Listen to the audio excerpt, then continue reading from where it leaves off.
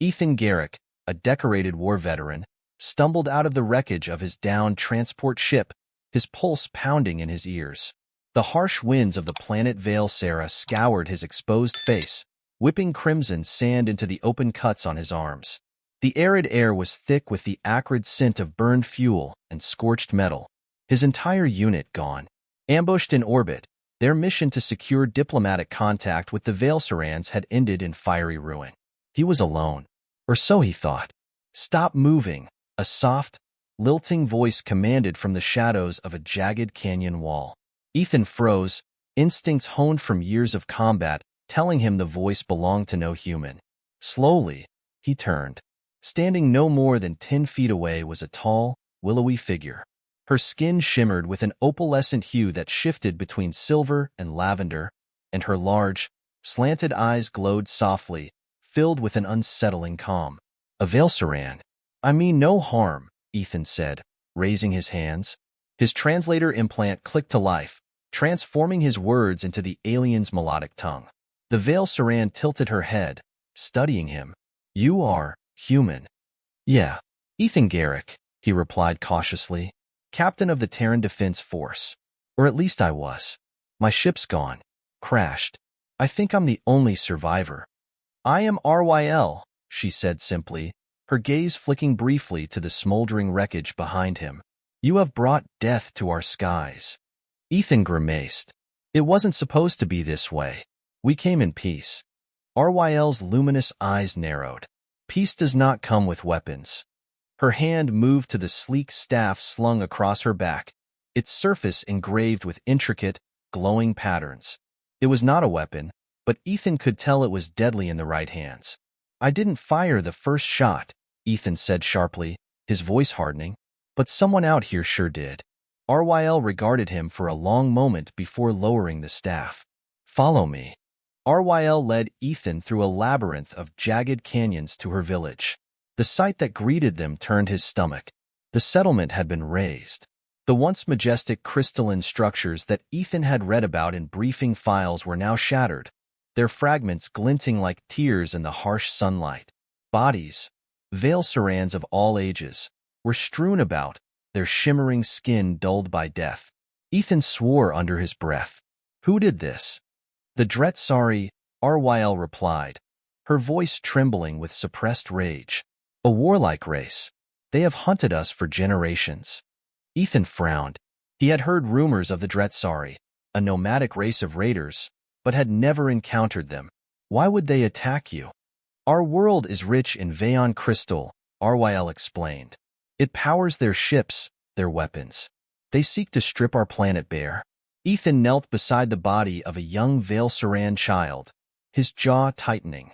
He had seen too much death in his career, but this was a slaughter. He looked up at RYL, who stood with her arms crossed, her face a mask of stoic defiance. "Your people didn't fight back?" he asked. "We are a pacifist race," RYL said, her voice tinged with bitterness. "Violence is against our most sacred beliefs." "Well, that's gonna have to change," Ethan muttered, rising to his feet. RYL's eyes widened. "You suggest we become like them? Like you?" "No," Ethan said firmly. "But if you don't fight, they'll wipe you out. You don't have to like it, but you have to defend yourselves." RYL shook her head. "We are not killers." "Then let me show you how to protect what's yours," Ethan said, his voice softening. "You don't have to become monsters to stop them." Over the next several days, Ethan began training RYL and a small group of survivors. They were hesitant at first, their movements awkward and unsure. But Ethan was patient, his years of battlefield experience guiding his teaching. He showed them how to hold a weapon, how to aim, and most importantly, how to think like a soldier. RYL proved to be an exceptional student. Her natural agility and sharp mind made her a quick learner, and despite her initial reluctance, she soon mastered the basics of combat. Yet, as the days turned into weeks, Ethan noticed a change in her. Her once serene demeanor gave way to something harder, more determined. It unsettled him. "You're doing great," Ethan said one evening after a grueling training session. "But don't lose sight of who you are. You're not like me." RYL met his gaze, her glowing eyes piercing. "And who are you?" Ethan Garrick. A soldier? A killer? Or something more? Ethan hesitated, the question hitting too close to home. I don't know anymore, he admitted. RYL stepped closer, her voice softening. Perhaps you have spent so much time fighting that you have forgotten what it means to live.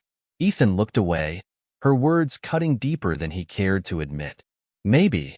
The first Dretsari attack came at dawn. Their ships descended like a storm, their weapons tearing through the village's makeshift defenses. But this time, the Veilsarans did not run. Under Ethan's guidance, they held their ground, using their newfound skills to repel the invaders. RYL fought at the forefront, her staff a blur of motion as she deflected energy blasts and struck down her enemies. Ethan watched her with a mix of pride and unease. She was becoming everything he had trained her to be, a warrior. But at what cost? When the battle was over, the village lay in ruins once more, but the Dretsari had been driven back. The Veilsarans had won their first victory. Yet, as Ethan looked around at the exhausted, bloodied faces of the survivors, he couldn't shake the feeling that something precious had been lost. We did it, RYL said, approaching him. Her face was flushed with exhilaration, but her eyes held a flicker of something darker. We fought back. Ethan nodded, but his voice was heavy. Yeah, you did. In the weeks that followed, RYL and Ethan grew closer. She helped him confront the ghosts of his past, her quiet wisdom and gentle touch soothing wounds he had long thought untouchable. In turn, Ethan showed her the strength that could be found in protecting those you love, even if it meant making hard choices. But as their bond deepened, so too did the threat of the Dretsari. They would not stop until Veilsara was theirs. And Ethan knew that if the Veilsarans were to survive, they would need more than weapons and tactics. They would need hope. What happens next? Does Ethan help the Veilsarans find a way to end the cycle of violence? Or will their love be tested by the harsh realities of war? Let me know, and we'll continue the story. The days following their victory were filled with an uneasy quiet. The Veilsarans worked tirelessly to rebuild what little remained of their village, scavenging parts from wrecked Dretsari ships and fallen crystal towers. Despite their newfound determination, fear lingered like a shadow over their every action. The Dretsari would return, and in greater numbers. Ethan and RYL stood on the outskirts of the village, surveying the defensive barriers they had constructed. Simple walls made of crystalline fragments and Dretsari ship plating shimmered faintly under Veilsara's twin suns. It's not enough, Ethan said, shaking his head. RYL turned to him, her expression calm but resolute. We must make it enough. We cannot abandon our world. Ethan looked at her, the intensity in her voice both inspiring and troubling. She had grown into a formidable leader, but he could see the weight of responsibility pressing down on her. There's another way, he said hesitantly. A way to stop the Dretsari for good. RYL's gaze sharpened. What are you suggesting? Ethan hesitated, his mind racing. We could take the fight to them, hit them where it hurts, at their base of operations. If we destroy their command ship, we could force them to retreat. RYL's glowing eyes widened. That is bold and dangerous. Yeah, Ethan admitted, but it's the only way. Defending this village isn't enough. Not against them. RYL was silent for a long moment, her gaze fixed on the horizon. Finally, she nodded. Very well. If this is the path we must take, then I will stand beside you. Ethan and RYL led a small team of Veilsarans into the heart of Dretsari territory. The journey was perilous, their path fraught with ambushes and treacherous terrain. Ethan's combat expertise and RYL's growing confidence in her own abilities kept them alive, but each step brought new challenges. One night, as they camped under Veilsara's endless starscape, Ethan found RYL sitting alone, her staff across her lap. You all right? He asked, settling beside her. I do not know, she admitted, her voice barely above a whisper. This path we walk. It feels as though I am becoming someone else, someone I do not recognize. Ethan reached out, placing a hand on her shoulder. You're still you, RYL. You're just stronger now. But at what cost? She murmured. I fear that by learning to fight, I have lost something precious. Ethan sighed, his own doubts bubbling to the surface. I've asked myself the same question 1,000 times. But fighting doesn't have to define you. It's what you're fighting for that matters. RYL turned to him, her eyes searching his. And what do you fight for, Ethan Garrick? Ethan hesitated, the words catching in his throat. Then, softly, he said, I fight for people like you. RYL's expression softened, and for a moment, the weight of their mission seemed to lift. When they finally reached the Dretsari command ship, its size was staggering. The vessel hung in the sky like a dark moon, its jagged hull bristling with weaponry. Ethan's plan was simple but risky. Infiltrate the ship, plant explosives in critical locations, and escape before the ship was destroyed. The team moved with precision, slipping past Dretsari patrols and disabling security systems. But as they neared the core of the ship, they encountered fierce resistance. Blaster fire erupted in the narrow corridors, forcing the team to split up. Ethan and RYL fought side by side, their movements perfectly synchronized. RYL's staff whirled like a living thing, deflecting blasts and striking down Dretsari soldiers with brutal efficiency. You're a natural, Ethan said as they ducked into cover, his grin tinged with admiration. RYL smirked, a rare flicker of humor in her otherwise stoic demeanor. You taught me well, human. They reached the command center, a cavernous chamber filled with holographic displays and pulsating energy conduits. Ethan began setting the charges while RYL stood guard. Hurry, she urged, her voice tense. I can hear them coming. I'm almost done, Ethan said, his fingers flying over the detonator's controls. Suddenly, the doors burst open, and a squad of Dretsari stormed in. RYL leapt into action, her staff spinning in a blur of light and motion. Ethan joined her, his blaster barking as he picked off enemies with deadly precision. When the last Dretsari fell, Ethan activated the detonator. Time to go. They raced through the ship, the charges ticking down behind them. Explosions rocked the vessel, sending sparks and debris raining down. As they reached the escape pods, a massive blast threw them off their feet. Ethan scrambled to his knees, his ears ringing. RYL, he shouted, searching for her. I am here, she called, limping toward him. Blood trickled from a cut on her forehead, but her eyes burned with determination. They climbed into the pod and launched just as the command ship erupted in a blinding inferno. The destruction of the command ship was a turning point. The Dretsari fleet withdrew, their morale shattered. For the first time in generations, the Veilsarans knew peace. But peace came at a cost. The village was gone, its people scattered. RYL and Ethan returned to the ruins, their bond stronger than ever, but shadowed by the sacrifices they had made. You gave us a future, RYL said one evening as they stood among the crystalline ruins. But what now? Ethan smiled faintly. Now, we rebuild. Together. RYL looked at him, her luminous eyes filled with something that Ethan hadn't seen before. Hope. Yet, in the distance, a dark shape moved across the sky, a reminder that peace was always fragile. The days of rebuilding Veilsara began with hope but quickly gave way to unease. Though the Dretsari fleet had retreated, rumors of other threats spread like wildfire among the surviving Veilsarans. Veilsara was rich in Veon crystal, and the destruction of the Dretsari command ship would not go unnoticed by other factions across the galaxy. Ethan had seen this pattern before. One power fell, and another rose to take its place. The thought gnawed at him as he worked with the Veilsarans to fortify their defenses and rebuild their homes. RYL sensed his growing concern. One evening, as they stood on a rocky ridge overlooking the village, she approached him. You are troubled. Ethan sighed, his gaze fixed on the horizon. We won the battle, but the war isn't over. The galaxy's a cruel place, RYL. Sooner or later, someone else will come for your world. RYL stepped closer, her voice calm but firm. Then we will face them. Together. Ethan turned to her, his expression softening. You've changed so much since I met you. And so have you, RYL replied, a hint of a smile on her lips.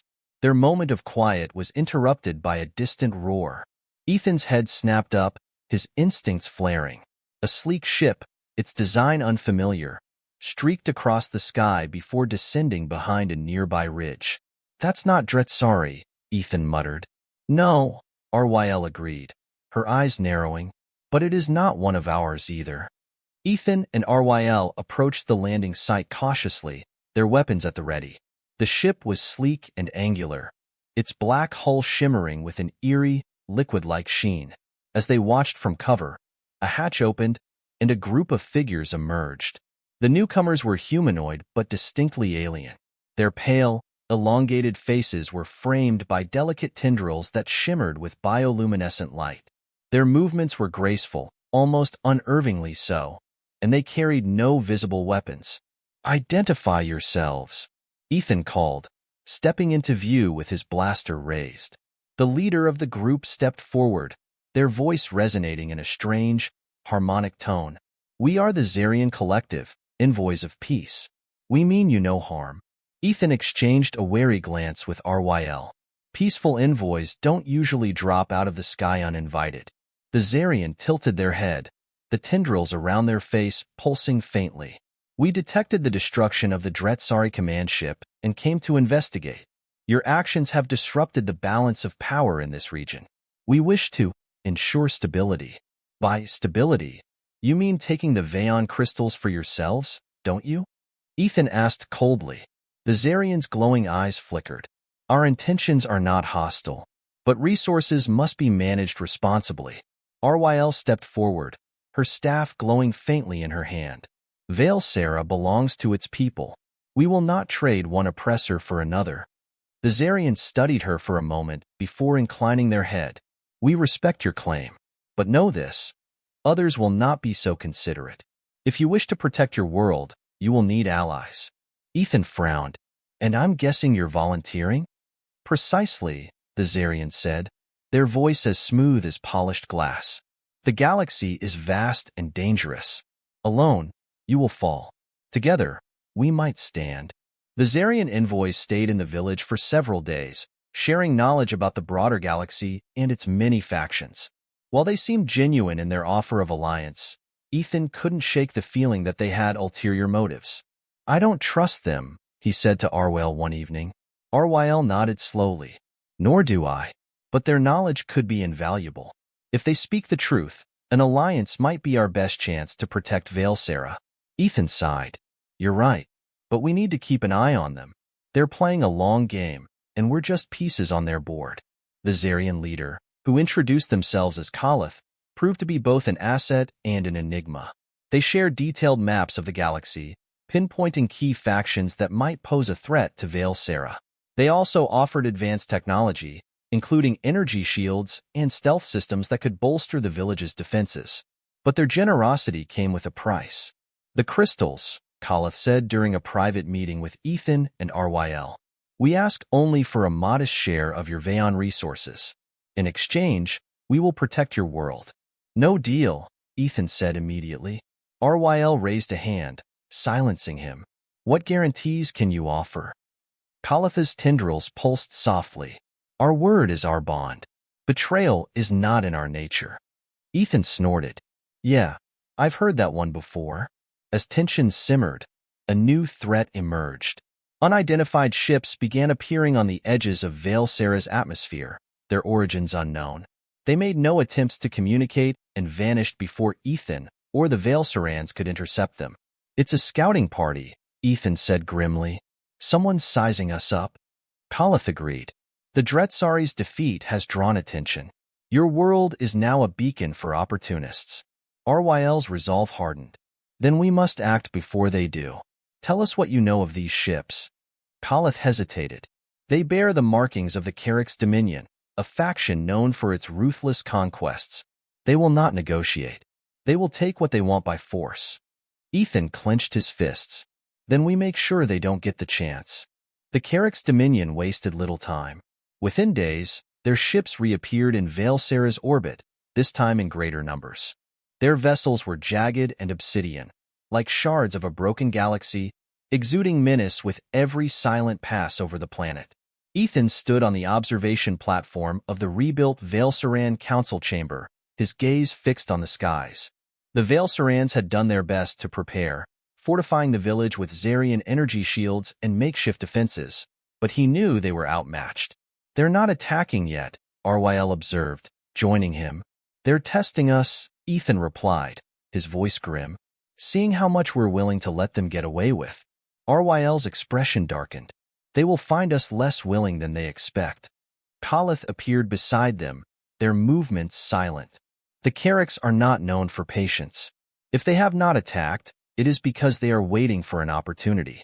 Ethan turned to the Zarian envoy. "You've dealt with these guys before. What's their weakness?" "Overconfidence," Kalith said smoothly. "The Carracks believe themselves invincible.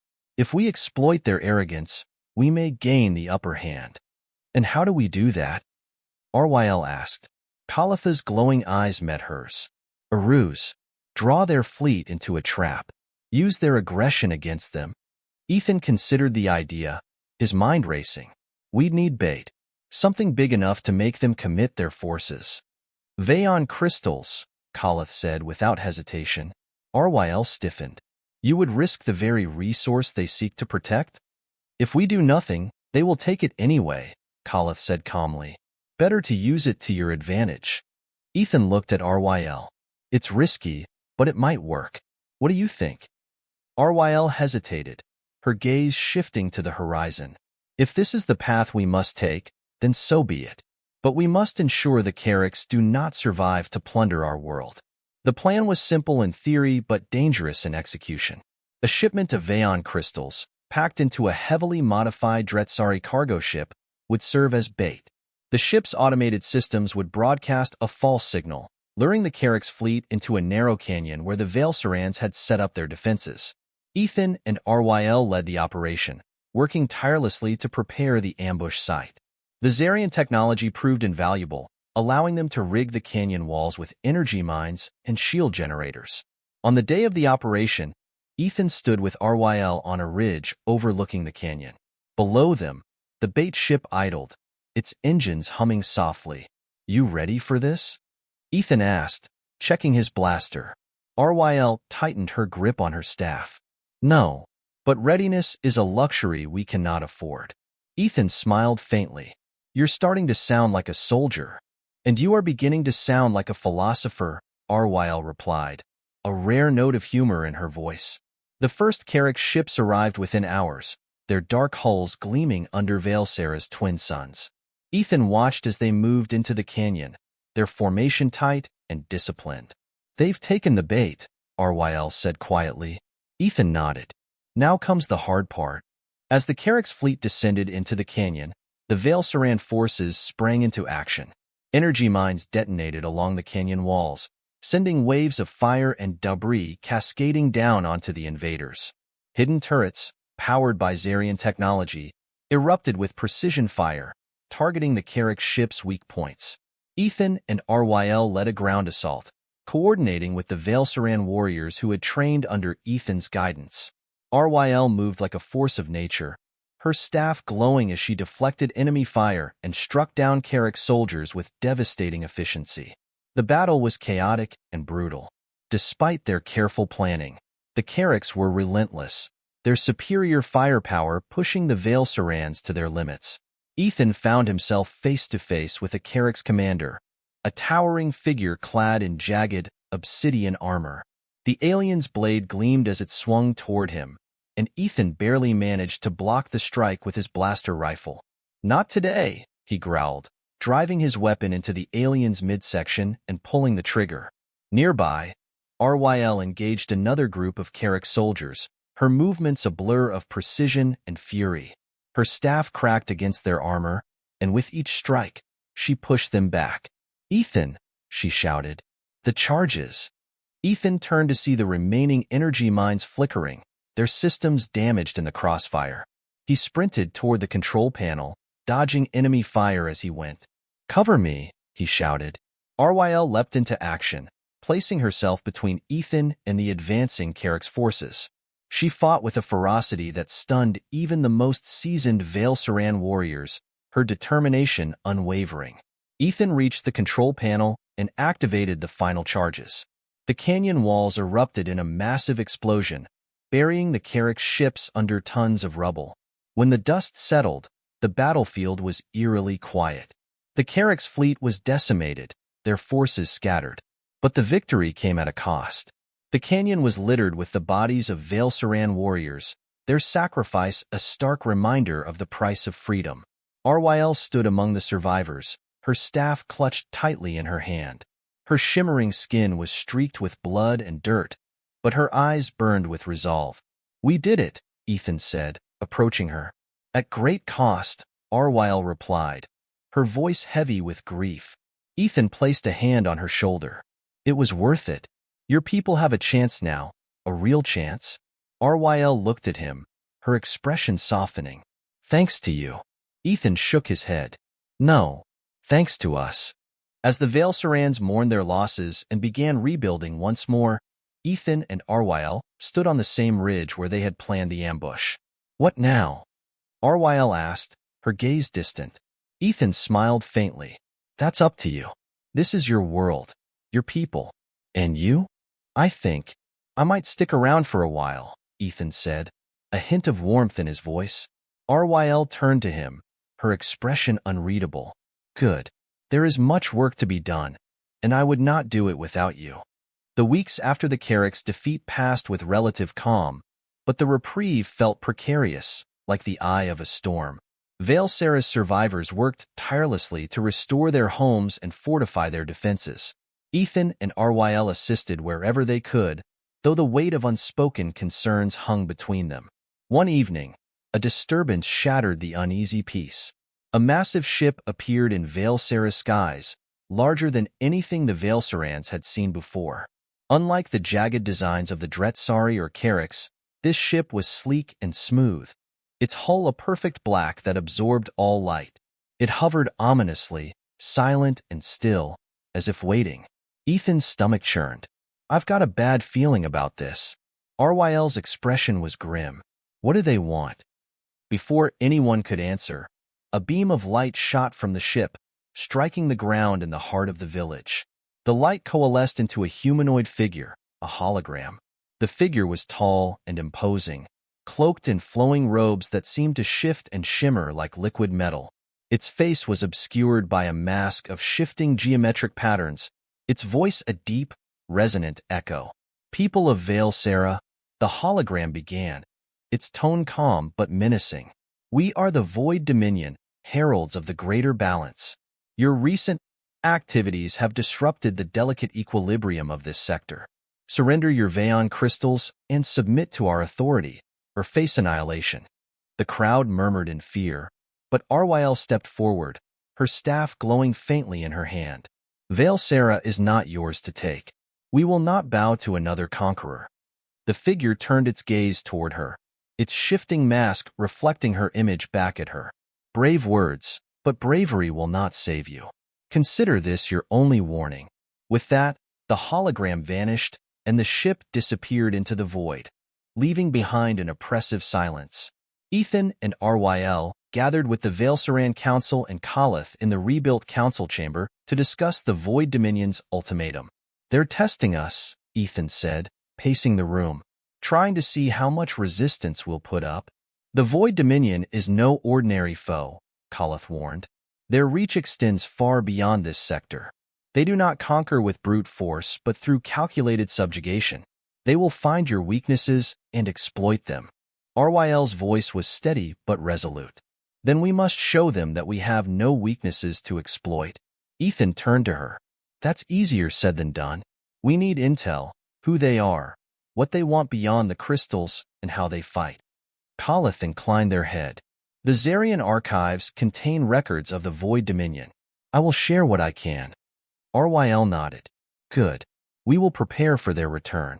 Whatever their intentions, Vale-Sara will not fall."